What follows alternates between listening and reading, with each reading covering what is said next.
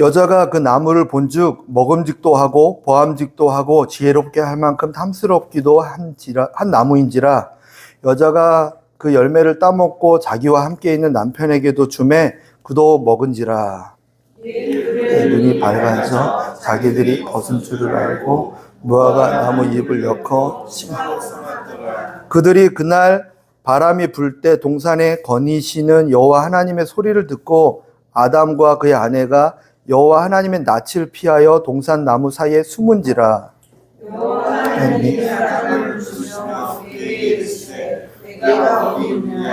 이르되 내가 동산에서 하나님의 소리를 듣고 내가 벗었으므로 두려워하여 숨었나이다.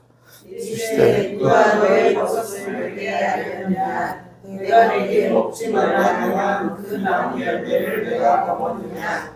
아담이 이르되 하나님이 주셔서 나와 함께 있게 하신 여자 그가 그 나무 열매를 내게 주므로 내가 먹었나이다.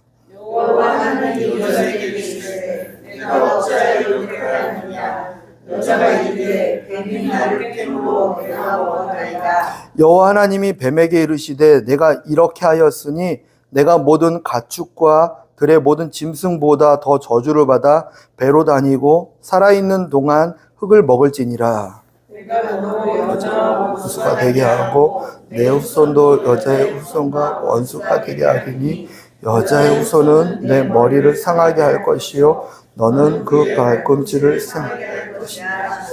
또 여자에게 이르시되 내가 내게 임신하는 고통을 크게 더하리니 내가 수고하고 자식을 낳을 것이며 너는 남편을 원하고 남편은 너를 다스릴 것이니라 하시고 내가 내 말을 내가 네게 먹지 말라 나무의 열매를 먹었은즉 땅은 너로 말미암아 저주를 받고 너는 너 평생에 수고하여야 그 소산을 먹으리라. 땅이 내게 가시덤불과 엉겅퀴를 낼 것이라. 내가 먹을 것은 밭의 채소인즉 내가 흙으로 돌아갈 때까지 얼굴에 땀을 흘려 먹을 것이라. 내가 그것에서 취함을 입었으므로 너는 흙으로 돌아갈 것이니라 하시니라. 아담이 그의 아내의 이름을 하와라 불렀으니 그는 모든 산자의 어머니가 되밀어라. 여호와 하나님이 아담과 그의 아내를 위하여 가죽옷을 지어 입히시니라. 아멘. 아멘. 하나님께서 온 세상을 창조하셨습니다. 아멘. 아멘. 창조하시고요.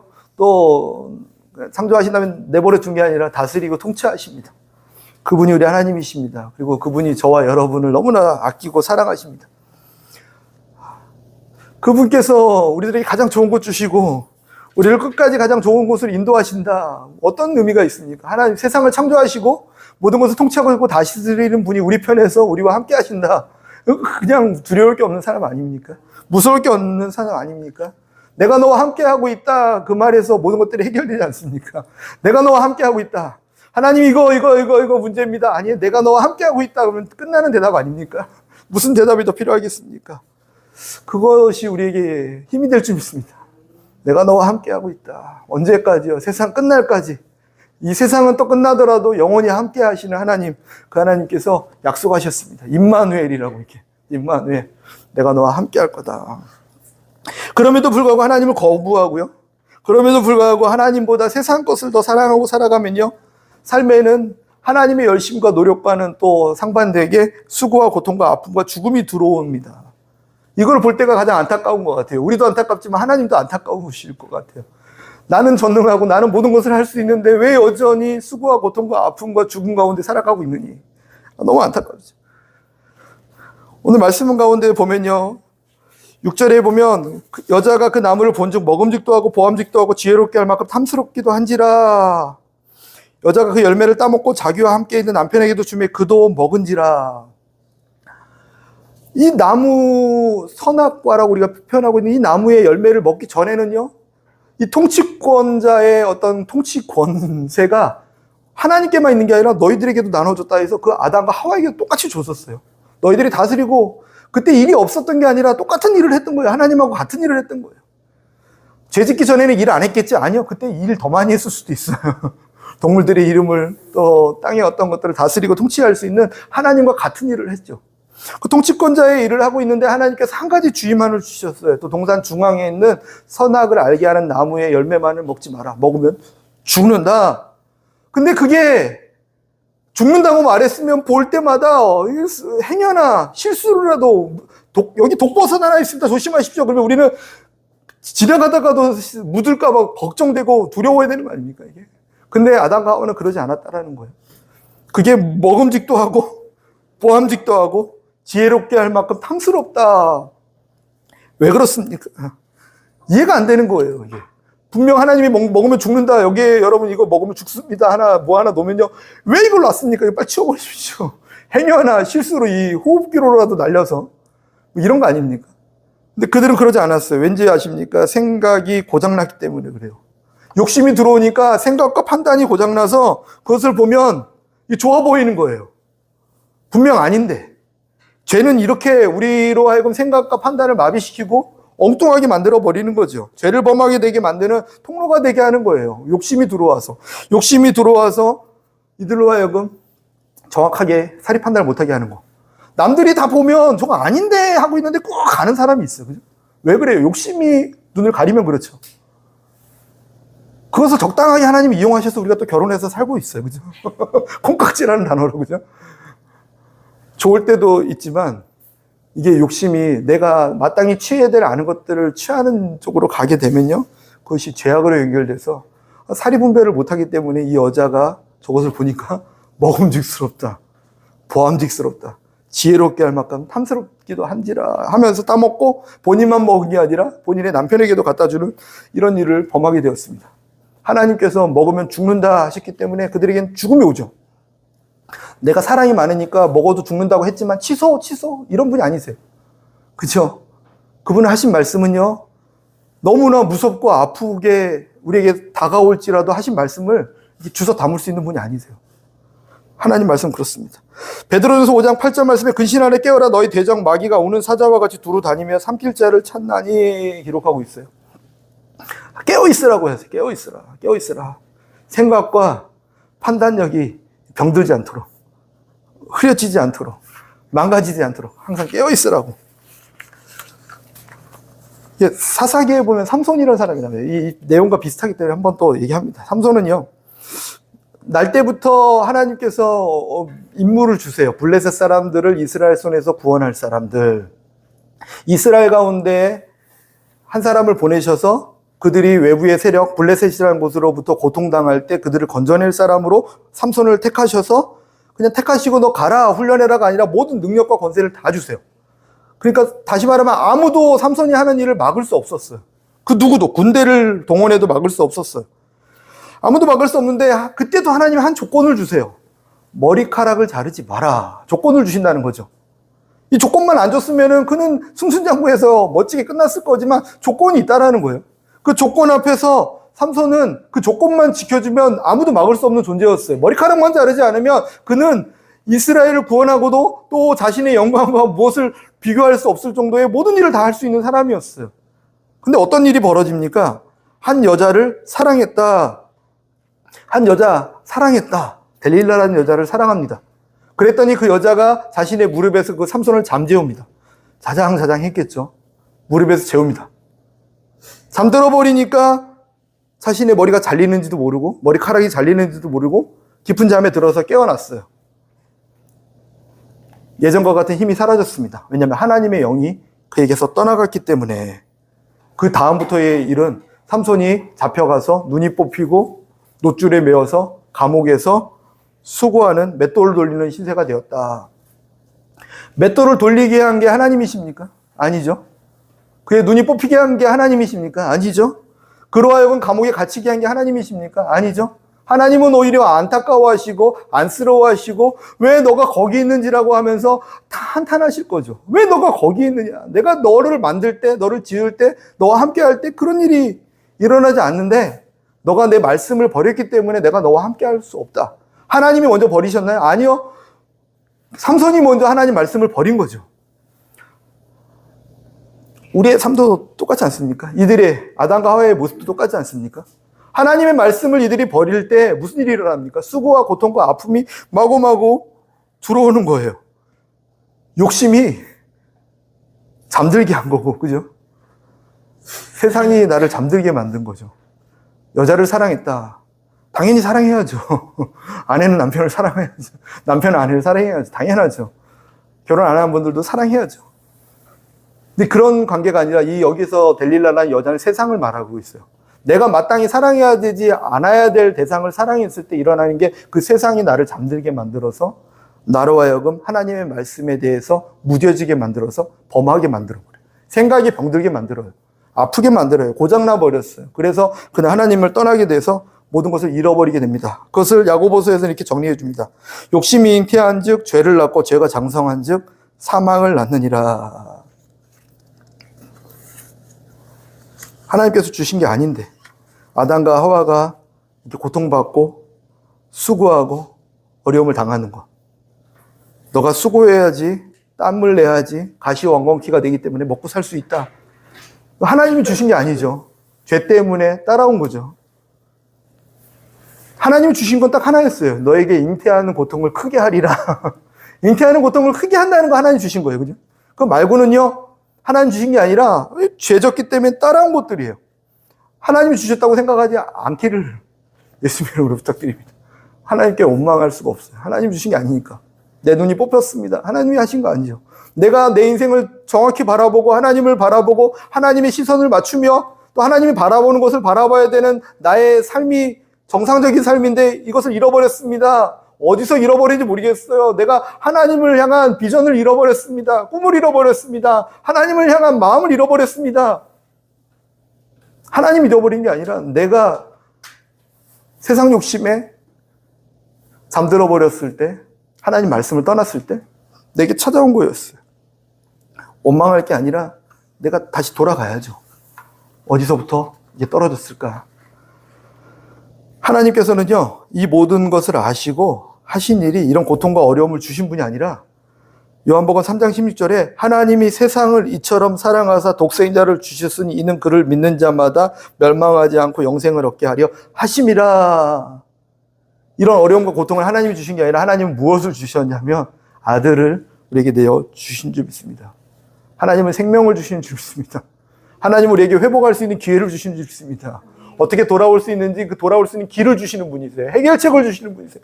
약을 주시는 분이세요. 구분 져야지만 우리가 인생을 잘 살 수 있어요. 왜 이렇게 어렵게 하십니까? 하나님이 어렵게 한 게 아니에요. 내가 세상에 빠져있지 않는가. 정말 어렵게 한 건 내 스스로죠. 하나님은 우리에게 예수님을 주신 줄 믿습니다. 오늘 말씀에도 보면요. 이게 아담과 하와가 이렇게 숨어버려요. 하나님이 무서워서 숨어버려요. 이런 적이 없었죠. 죄 지니까 그런 거죠.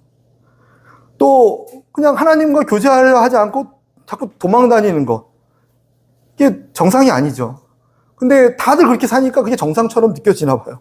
근데 하나님께서 일부러 굳이 아담과 하와를 찾아가셔서 아담과 하와에게 너 왜 여기 있냐 물어보셔. 어디 있느냐 물어보세요. 어디 있는지 몰라서 거기 가서 기대고 얘기하시겠습니까? 뭐 나무 뒤에 숨어있는 그를 바라보면서 너 왜 여기 있냐 어디 있냐 물어보세요. 무슨 말씀이세요? 우리에게 다시 찾아오시는 하나님. 왜 찾아오셨냐면 우리와 함께 하시라고 다시 찾아온 줄 믿습니다. 아담과 하와는 죄를 범했기 때문에 하나님을 피해버리죠. 죄에 대한 습성이 뭐냐면 피하게 돼요. 피하게 돼요. 죄는 하나님을 피하고 하나님의 사람을 피하고 예배를 자꾸 피하게 되고 두려움을 자꾸 느끼게 되는 이런 현상이 나타나요. 내가 요즘 예배가 좀 이렇게 자꾸 피하고 싶나? 하나님께 더 가까이 나아가야 됩니다. 주님은 우리로 하여금 계속 초청하시고 함께 하기를 원하시는 분이시니까. 그래서 이때도 하나님께서 아담과 하와를 찾아가셨던 것처럼 예수님도 하나님의 아들 독생자 예수님도 우리 인간에게 찾아오신 줄 믿습니다. 와라 아무리 기다려도 안 오니까 올 수 있는 길도 모르니까 우리가 어떻게 갑니까? 죄 짓고 떠났는데 와라 해도 못 오니까 하나님께서 안 되겠다. 아들 독생자를 이 땅 가운데 보내셔서 나는 임마누엘이다. 하나님이 우리와 함께 하신다. 이 뜻으로 우리에게 오셔서 우리와 함께 하신 줄 믿습니다. 죄인이 되면요 피해요. 그런 거 있잖아요. 이렇게 막 험담하고 나면요 그 사람 만나면 눈을 못 마주쳐요. 그 진실하지 못한 사람들 특히 눈을 못 마주쳐요. 이렇게. 눈을 마주치고. 이 아담과 하와도 눈을 못 마주쳐요. 하나님하고 이렇게. 왜냐면 뭐 죄진 게 있으니까. 죄진 게 있으니까. 하나님과 눈을 맞추고 하나님과 동행하는 저와 여러분이 될 수 있기를 예수님의 이름으로 축원드립니다. 그걸 하나님이 원하시니까요. 제가 축원하고 안 축원하기를 이게 아니라 하나님이 원하신다니까요. 그것 때문에 하나님은 아들을 이 땅에 보내셨어요. 왜요? 우리와 함께 하시려고. 우리와 함께 하시려고 아들을 보내셨어요. 놀라운 거 아닙니까? 아브라함을 부르신 이유가 뭔지 아십니까? 복을 주시려고요? 아니요. 아브라함의 씨로 말미암아 사람들이 복받게 하려고 이렇게 표현하지만 뭐냐면 아브라함을 통해서 하나님 백성들 사람들 만나려고. 가만히 두니까 계속 죄짓고 나가니까 아브라함 불러가지고 한 사람 통해서 너의 씨를 통해서 내가 이 온 열방인 나를 만날 수 있도록 우리와 함께하기 위해서. 이스라엘 백성들 왜 불러주셨습니까? 그들은 하나님 나는 특별해서 선택받은 백성입니다라고 얘기했지만 하나님 아니다. 먼저 선택한 백성이다. 왠지 아냐? 모든 열방들이 나를 떠나갔는데 그들이 나로 하여금 다시금 하나님이라 부를 수 있도록 내가 너희들 먼저 부른 것 뿐이다. 너희들을 통해서 예배를, 너희들을 통해서 성막을, 너희들을 통해서 성전을 만들어서 예수님을 그곳에 낳게 하셔서 그곳을 통해서 우리가 하나님을 볼 수 있도록 하기 위한 통로였던 거죠. 이스라엘과 아브람만이 아니라 저와 여러분도 그런 줄 믿습니다. 그것이 하나님의 꿈이죠. 예수님께서 십자가에 달려 죽으실 때 일어난 일이 무엇인지 아십니까? 다른 많은 사건들이 있지만 딱 죽으실 때 휘장이 성소에서 지성소로 들어가는 그 휘장이 위에서부터 아래로 반이 찢어졌다 기록하고 있습니다. 저는 이 찢어졌다도 중요하지만 위에서부터 아래로 찢어졌다는 단어에서 이게 좀 시선이 안 멈춰져요. 위에서부터 찢어졌다. 우리한테 찢어서 니네들이 와라. 아니, 하나님이 그냥 확 찢어버리신 거예요. 위에서부터. 왜요? 얼마나 기다리셨으면 우리를 만나기 위해서, 저와 여러분을 만나기 위해서, 영원히 함께하기 위해서. 죄짓고 세상 욕심 때문에 세상에 잠들어서 떠나갔지만 주님은 계속 우리에게 찾아오셔서 나와 함께하자. 나와 함께하자. 내가 너와 함께하기를 원한다. 내가 너와 함께하기를 원한다. 단순하게 예수 믿었으니까 죽으면 천국 간다. 뭐 이런 개념, 그런 개념으로 이렇게 성경에서 말하고 있지 않는 것 같아요. 영생은 그런 게 아니라 하나님을 아는 것과, 그죠? 하나님과 아는 것, 하나님과 함께 하는 것, 그 하나님과 내가 영원히 세상 끝날까지 함께 하는 것, 함께 하는 사람이 끝까지 함께 하고 이 육신 장막 벗어난 다음에도 계속 함께 하는 것. 영생은 지금 일어나는 거죠. 오늘 일어나는 영생인 줄 믿습니다. 나중에 죽어서 천국 간다? 가죠. 근데 그게 중요하지 않아요. 지금 예수님과 함께하지 않는 사람이 나중에 갈 수 있다는 보장이, 저는 그게 오히려 의심스러워요. 오늘 함께하지 않는 사람이 간다고? 갑자기? 겁나요. 내가 지금 함께 한다고 착각하고 있지 않았나? 막상 딱 이 육신 장막을 딱 벗는데 그동안 함께 하지도 않았는데 난 널 알지 못한다 할까봐. 여기는 없는 줄 믿습니다. 다 예수님을 그렇게 만나셔야 돼요. 그래서 오늘부터 함께 하시는 하나님이 이 육신 장막이, 이 육신 장막은 썩어 없어지는 장막이지만 새 장막을 입혀주시면 그 장막으로 영원히 예수님과 살아가는 거예요. 예수님을 믿는 그 시점, 영접한 그 시점부터 우리는 영생을 살아가는 줄 믿습니다. 아멘. 예수님을 믿으면 영생을 얻는 것이지, 예수님을 믿고 나서 이 육신 다 한 다음에 몸은 죽고 장례식 치르고 난 다음에 우리는 영생을 얻는다가 아니라고요. 그죠? 저와 여러분이 그 주인공인 줄 믿습니다. 저 이것만 들으면 감격되지 않습니까? 와, 하나님이 우리를 만나러 오신다고. 저는 저기 어디야, 좀 지방만 내려가도 만나러 오라고 연락 와도 굳이 힘들어서.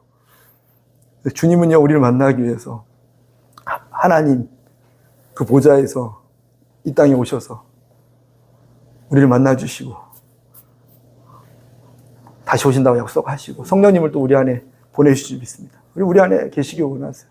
함께 하시길 원하세요. 그게 은혜인 줄 믿습니다. 영생은 참 하나님과 그가 보내신 예수 그리스도를 아는 것이다. 이렇게 예수님께서 가르쳐 주셨어요.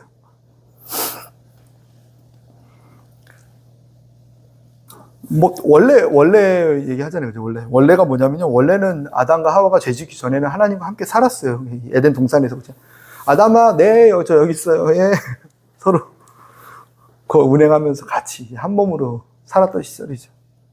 죄 지니까 숨어버리고 멀리 가고 떠나버리고 쫓겨나서 에덴 동산에 들어오지 못하는 일들이 벌어졌는데, 그 모든 죄와 허물을 감당하신 예수님 믿고 다시금 하나님과 동행하는 삶 되시기를 축원드립니다. 아멘, 아멘, 아멘. 두 번째로 예수님은요, 우리의 죄와 형벌을 감당하시려고 우리를 찾아오셨습니다. 우리를 찾아오셨는데, 우리가 함께 하시기 위해서 오셨다고 첫 번째 말씀드렸던, 두 번째는 오셔서 죄와 형벌까지도, 죄의 형벌을 다 감당하셨어요. 아담과 하와가 죄 짓고 난 다음에 하는 모습들이 과간이 아니에요, 과간이. 아담이 뭐라고 하는지 아십니까? 하나님이 왜 내가 먹지 말라는 실과 열매를 먹었느냐? 왜 먹었어? 물어보니까 저희 하나님이 주신 그 여자가 먹게 해서 먹었습니다. 두 가지 핑계를 대요, 그죠? 하나님, 누가 여자 달라고 했어요, 나한테? 왜 저런 여자를 내게 줬습니까? 내가 언제 달라고 했어, 언제? 내가 언제 결혼시켜달라고 했어? 난 저런 여자인지 몰랐죠. 막 이러고 있는 거예요. 그리고 하나는 또 저 여자가 나 줬다고. 아, 이게 진짜 남편으로서 제일 찌질한 거 같아요. 제가 볼 때는. 이거 볼 때마다 지워버리고 싶어요. 두 번째로 하와는 또 뱀 탓을 해요. 뱀이 좋다. 환경 탓하죠. 막. 환경이 그렇게 어쩔 수 없었다. 또 뭡니까? 뱀 탓을, 마귀 탓을 영적으로 탓. 마귀가 그랬대, 마귀가. 맨날. 마귀가 그렇고, 환경이 그랬고, 또 저 사람이 그랬고, 여자가 그랬고, 막, 니 탓, 내 탓, 막, 아우, 나 창피해요, 그죠? 저희는 안 그럴 줄 믿습니다. 저희는 안 그래요. 그죠? 본인이 먹었잖아요, 그죠? 본인이 먹었잖아요. 본인이 먹었어요. 분명 본인이 먹었어요. 세상은 그렇게 탓하기를 좋아하고요. 죄의 열매는 서로 탓하기를 좋아해요. 너가 문제래요, 항상. 또 앞에 나간 사람일수록 제일 제가 제일 문제 같아요. 그죠? 교회가 왜, 제가 제일 문제 같아요, 항상. 그죠? 문제 있죠. 문제 없는 사람이 어디 있습니까? 다 그래요, 다. 죄진 다음에 다 그렇죠. 근데 중요한 건요, 여기서 멈춘다면 인생은 끝이지만, 하나님께서 오셔서 이거에 대해서 저는 뭐라고 했어요, 그죠? 왜 서로 남 탓하냐? 하나님은 그러지 않으셔요. 그러지 않으시고, 내가 책임질게 하세요. 내가 책임질게. 얘 때문인데요, 얘 때문인데요, 얘 때문인데요, 환경 때문이고요, 저 사람 때문이고요, 하나님이 하셨잖아요. 막 하고 있는데, 그래. 내가 다 책임지 마. 그게 15절 말씀이에요. 여자의 후손은 내 머리를 상하게 할 것이고, 너는 그 발꿈치를 상하게 할 것이다. 내가 있잖아, 예수 그리스도를 보내줄게. 여자의 후손으로 보내줄게. 그가 이 모든 것들을 해결하고 그는 십자가를 죽게 될 거야. 내가 너네 이 고통과 아픔을 해결할게. 내가 책임질게. 너무 멋있지 않습니까, 하나님? 우리 하나님 어떤 분인지 한번 이렇게 하나님의 속성과 마음을 알았습니다. 하나님 그런 분이세요. 내가 책임지 마. 내가 책임지 마. 21절에 보니까 하나님께서 그 뒤에 무슨 일을 하시냐면, 여호와 하나님이 아담과 하와 그 아내를 위하여 가죽옷을 지어 입히시니라. 아멘. 가죽옷을 왜 지어 입혔냐면요, 처음에 하늘과 땅을 지으시고 우주와 바다와 모든 동물과 식물을 막 창조하신 다음에 마지막 날에 하나님께서 사람을 창조하실 때 하나님의 형상대로 창조하셨어요. 아담과 하와를 하나님의 형상대로 창조했는데, 우와, 나랑 똑같이 만들었네. 생각하는 것도 똑같고 마음 쓰는 것도 똑같고 어쩌면 나처럼 말하고 나처럼 행동하는 게, 이야, 붕어빵이구나. 보면 얼마나 행복합니까? 나를 닮은 누군가가 있다는 건 정말 행복해요. 하나님은 그렇게 행복하셨어요. 그리고 너가 나와 닮았으니까 나처럼 이 세상을 다스리고 정복할 수 있는 통치권까지도, 권한까지도 주셨죠. 그럼에도 불구하고 너는 아들이고 너는 피조물이고 나는 창조주의 선을 긋기 위한 선악을 알게 하는 나무 열매 하나만 딱 주셨던 것 뿐인데, 그 전에, 그 열매를 먹기 전에는 무슨 일이 있냐면요, 25절에 보니까, 창세기 2장 25절에 아담과 그의 아내 두 사람이 벌거벗었으나 부끄러워하지 아니하였더라 말씀하세요. 벌거벗었는데 부끄러워하지 않았다. 그냥 하나님 앞에서 벌거벗겨졌는데 하나도 안 부끄러운 거예요. 하나님한테도. 사람들한테도 벌거벗겨졌는데 하나도 안 부끄러운 거예요. 부끄러우면 언제 당하는지 아십니까? 자신이 자신의 모습이 아닌데 자꾸 포장했다가 그게 들통날 때 벗겨졌을 때 창피당하는 거예요. 부끄러워. 아, 부끄러워. 왜 부끄러움을 많이 당하는 사람 특징은 자신의 모습이 아닌 것들로 자꾸 자꾸 포장하고 있을 때 이렇게 벗겨지면 부끄러운 거죠. 너무 부끄러웠대요. 그러면은 그것을 놓고서 그들이 뭘 했냐면요. 죄에 대한 열매죠. 어떻게 보면 부끄러움은. 계속 그 부끄러움을 덮기 위해서 무화과 나뭇잎을 만들어서 치마를 만들어 또 입고 합니다. 또 입고. 세상에서 없어질 거. 무화과 나뭇잎은 바람 불면 말라서 없어질 거 아니에요. 그죠? 또 입고. 부끄러우니까 자신을 포장할 수 있는 어떤 걸로 자꾸 덮는 거예요. 덮고. 그걸 덮은다고 덮여지는 게 아닌 것을 아시는 하나님께서 그걸로 덮여지는 게 아니야.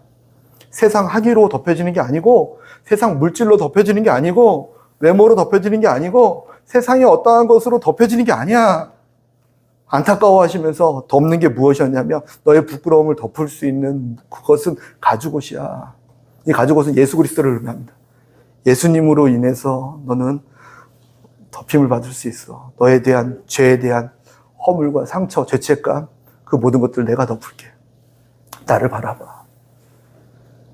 정말로 그 모든 죄와 허물을 십자가에서 예수님께서는 다 감당하셨습니다. 이미 하셨습니다. 우리의 부끄러움은 예수님을 바라볼 때 사라지게 될 줄 믿습니다. 우리의 죄책감은 예수님을 바라볼 때 사라질 줄 믿습니다. 예수님이 다 감당하셨으니까. 그때는 죄책감이 아니라 감사함만 남는 거죠. 우리의 부끄러움이 남는 게 아니라 예수님의 흔적만 남는 거예요. 나한테 아무도 뭐라고 하지만 내 안에는 예수님의 흔적만 있을 뿐이야. 과거에 당신이 이랬잖아요. 아니, 나에게 뭐라고 하는 거 다 좋지만 예수님의 흔적만 있어.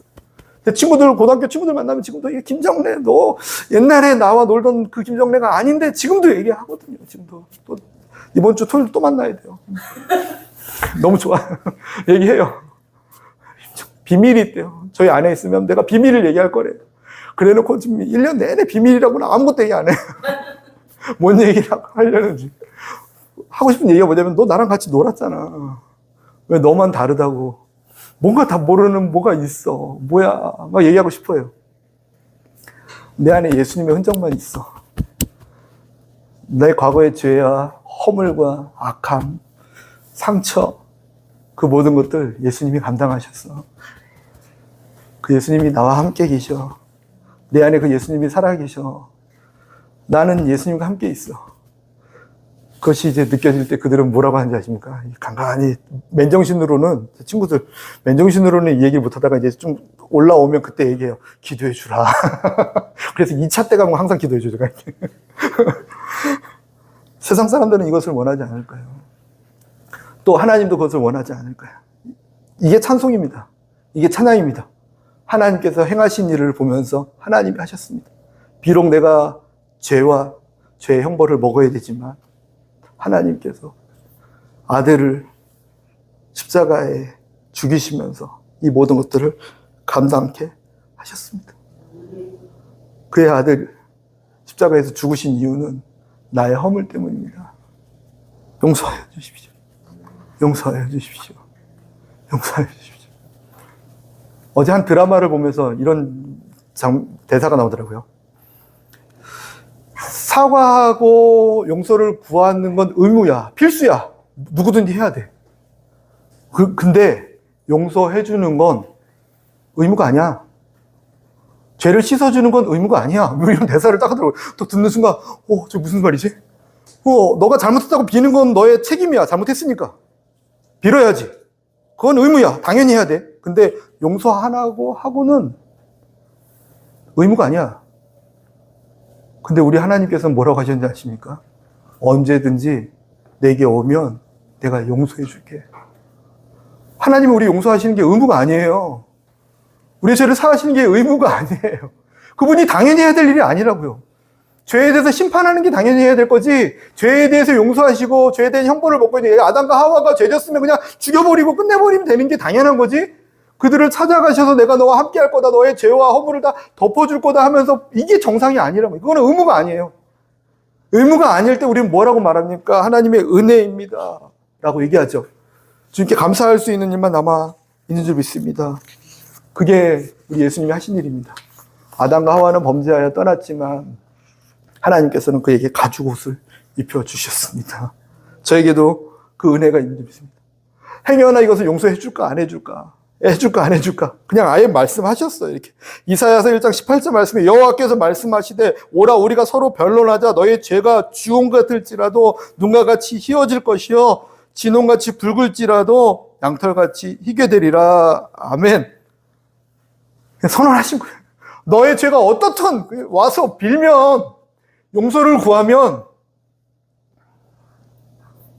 당연히 용서해줘야지가 아니라 그냥 진지하게 진심으로 오면 자백하면 하나님 용서하실 거라고 약속하셨다는 거예요. 이런 분이 어디 있습니까? 그럼 우리에게도 조심스럽게 당부하시죠. 이렇게. 내가 너희들을 용서한 것처럼 너희도 하지 않겠니? 용서는 의무가 아니에요. 용서는 당연히 해야 될 게 아니에요.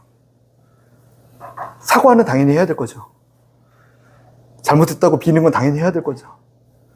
그럼에도 불구하고 우리 하나님께서는 우리로 하여금 용서하시고 깨끗게 하시고 모든 죄와 허물을 덮어오신 줄 믿습니다. 원래 벌거벗었으나 두려움이 없게 하신 하나님, 또 세상 것으로 덮으려고 했으나 하나님께서는요, 하나님께서 친히 채우시고 덮어주시고 우리로 하여금 함께 하신 하나님, 그 하나님께서 그 의미로 예수 그리스도를 우리에게 보내주시고 가죽옷을 입혀주셨습니다. 하나님께서 이제 아담과 하와를 찾아가셨어요.